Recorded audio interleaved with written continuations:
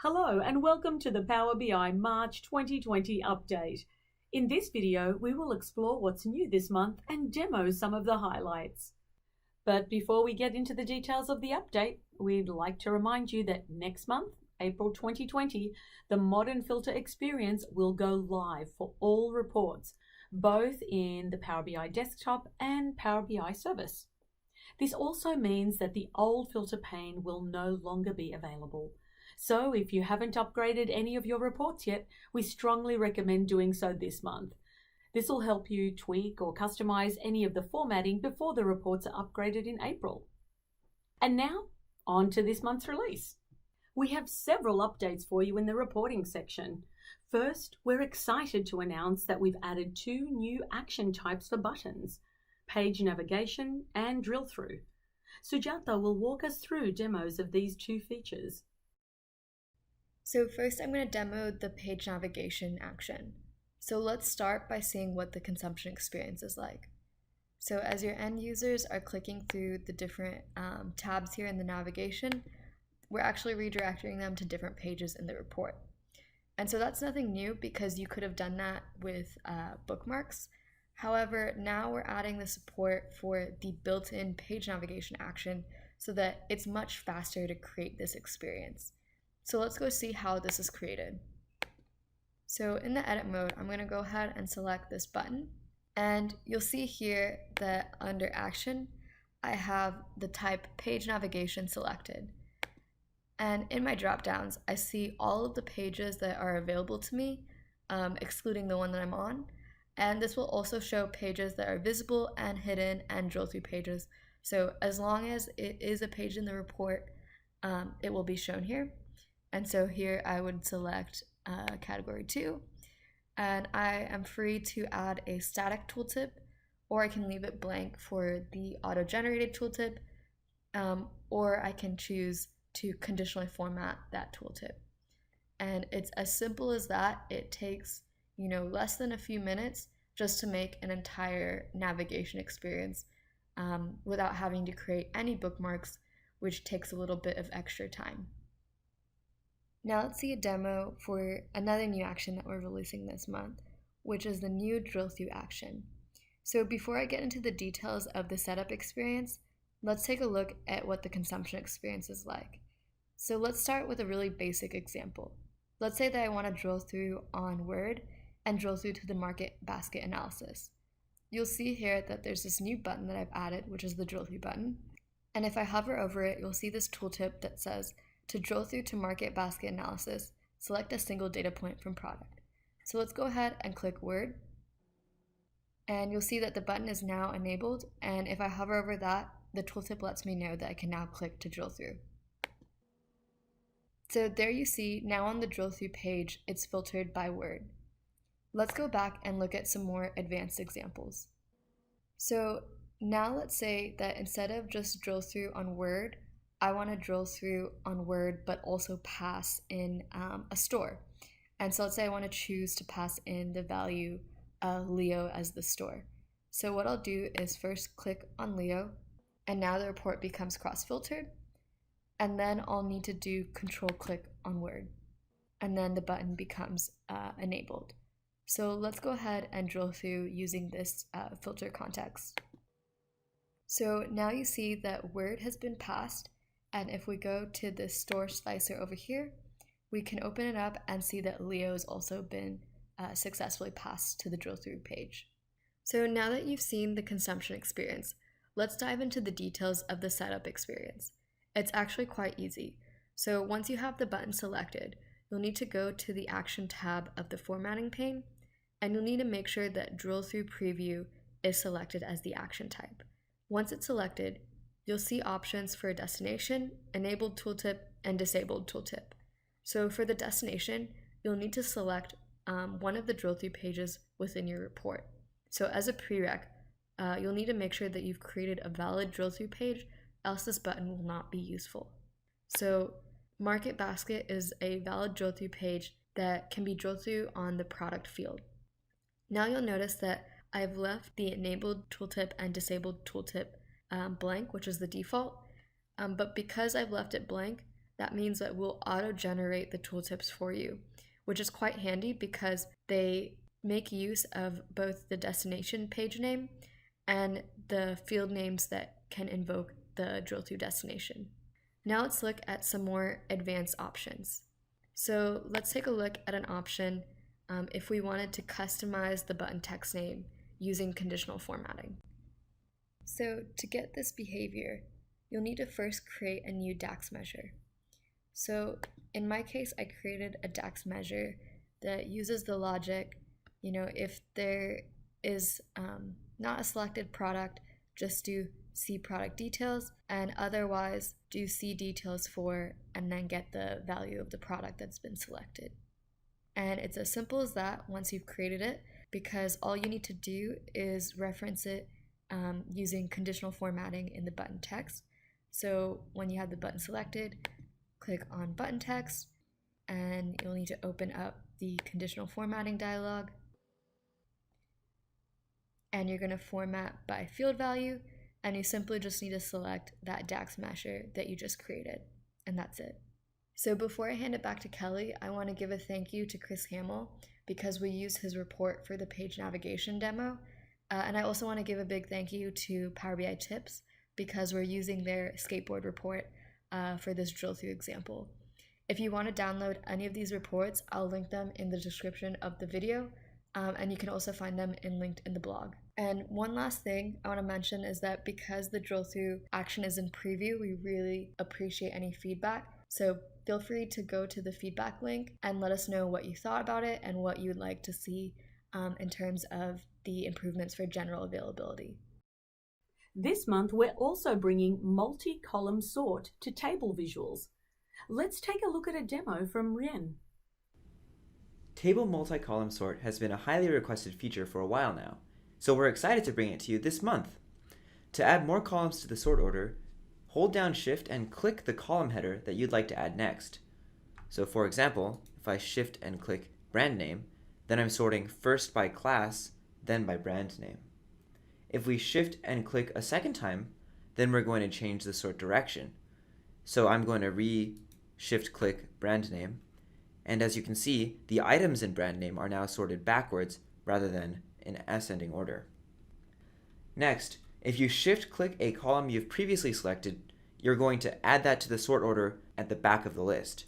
So for example, if I Shift click class again, now I'm going to, because I had already selected it, change the sort order, and then since I had selected it earlier and I'm moving it to the back of the list, we're going to sort by brand name first, then by class, and all of them backwards. So as you can see, we're going backwards alphabetically from brand name, and then we're going backwards alphabetically from class.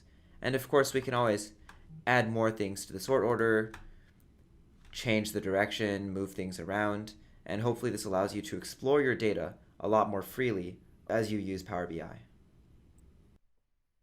Next, we've added a second axis to line charts, letting you view multiple datasets along wider ranges on the same chart.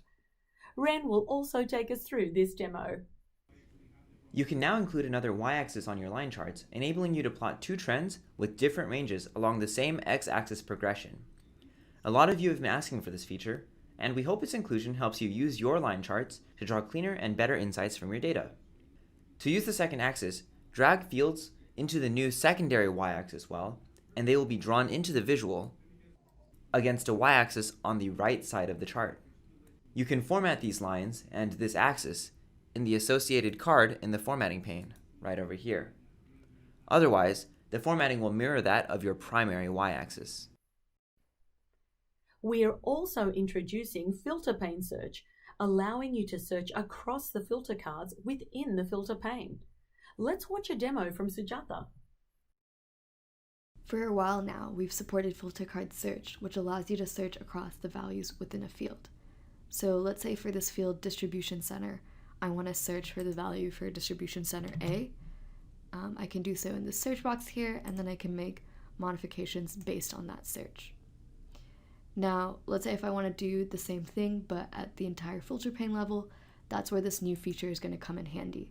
So let's say I'm looking for a new filter on filter region. So I see that I already have one, and now I want to make changes to this filter. So I can go ahead and tweak that right there. Now, one important thing to note is that this search is based on the display names for the filter cards. So what I mean by that is if you've gone in and tweaked the display name here, so by default it's going to be your field name, but if you've gone and tweaked it, that search is now going to match up one-to-one with that display name. Another thing I want to mention about this new feature is that you can fully customize it. So if you go to the formatting pane and you select filter pane, you scroll down and you'll see this new option for search text size. So if I want to make the text a little bit larger, I can do so. And then if I want to change the input box color, so essentially the color of the search box, I can go ahead and make that change.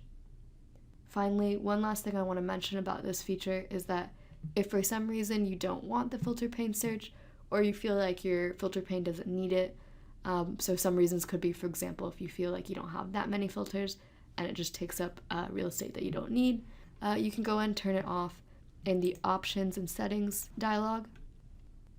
So select Options, and then in the Report settings, you'll see this option here called Enable Search for the filter pane, and you can just toggle that off if you do not want it for the report. We have 2 updates to the decomposition tree, a bars per level formatting option, and improved behavior to data bar length. Serena has prepared a demo for these updates. The first update I want to show you is that the decomposition tree now supports modifying the maximum bars shown per level. This is a formatting option found in a tree card in the formatting pane. The default of bars shown is 10, and the users can select values between 3 and 30.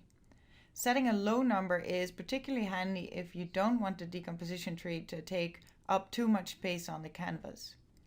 In this example, I can reduce the number of bars to 5, and now each category has a maximum of 5 bars that it's showing, and I can easily reduce the size of the visual. The second update we made is to the data bar length. So previously, the data bar length was based on the values currently shown in the tree and not all the values in the range.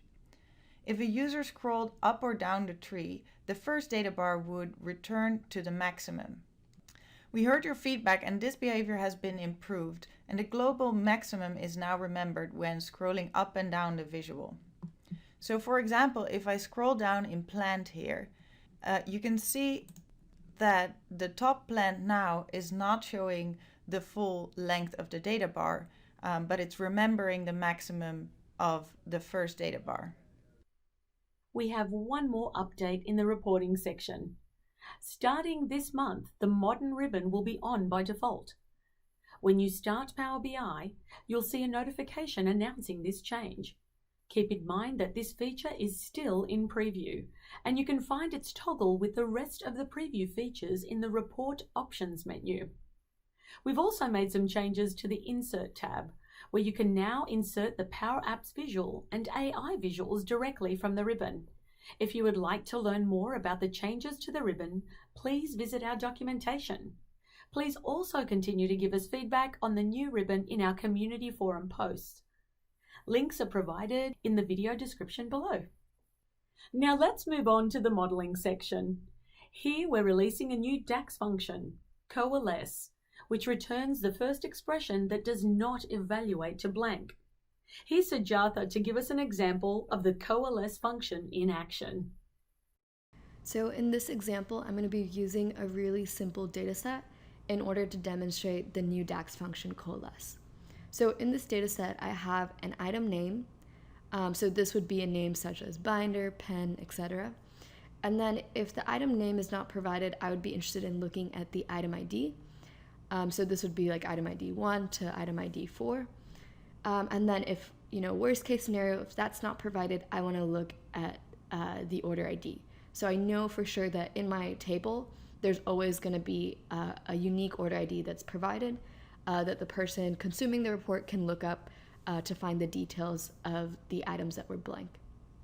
So before I demonstrate the DAX function, I want to show what is the previous behavior without the DAX function. So here we see when I click on Sunday, there is a name provided and there's an item ID provided and then an order ID provided. Now let's check on Wednesday. So we have our first blank shown here. So the item name was not provided. However, there is the ID and there is always the order ID. And then now let's look at Tuesday here. So we see that both the name of the item and the ID is not provided. So the report consumer would have to look up based on order ID. So rather than having shown 3 different cards here, we can express all of this in a single measure and using one card. So the way we do that is with the coalesce function. So in coalesce, it basically takes in the 3 parameters that we're interested in evaluating. So let's evaluate what's the selected value for the first item, what's the selected value for the item ID, and then what's the selected value for the order ID. And it's going to look for, in terms of left to right, which was returned first without a blank. So if we look here, let's go ahead and add a card first so that you can see the result. So if you look here, for this date, it was only able to find the order ID, so it presented that. And then now if we move back, let's say to Wednesday, so it was able to evaluate the item ID, so it provided that for this date. And then if we move to Sunday, of course, it found the binder here, so it provided that one as the output. So with this new DAX function, basically you could save a lot of real estate from rather showing, all of these cards. You can just have one card that shows the most important value first if it is available, and then if it's blank, it's going to show the other values. Next on the visualization section, we have a new custom visual, the XViz waterfall chart, which is one of the most popular visuals in the financial world. To see a demo or download this visual, check the links in the description below. We also have a few updates to the ArcGIS Maps visual. ArcGIS Maps helps you build beautiful maps for your data in Power BI. Here are the updates to the visual. First, we see the new connection options when you create a new ArcGIS Maps visual in Power BI. ArcGIS Enterprise, ArcGIS Online, and Standard. Second, Enterprise support is now generally available. Now all users with the ArcGIS Maps Premium app subscription and ArcGIS 10.7.1 and above can connect to their organization's enterprise account and use their secure GIS data in Power BI. Next, all premium app users can now add multiple reference layers to a single map visualization within Power BI. And lastly, there's a new table of contents for ArcGIS Maps for both free and premium users. Now, when you drag data to a location well to view it on a map, you can also see a table of contents that lists all of the layers on the map and the features they represent. Let's move on to our template app section. Template apps allow you to save time by connecting your own data to populate a pre-built report that you can personalize and share. This month we have 2 new additions to our Power BI template apps: Azure DevOps Dashboard by Datamaru and Teams Power by Encamina. If you're interested in trying out either of these template apps, please check out their links in the description below.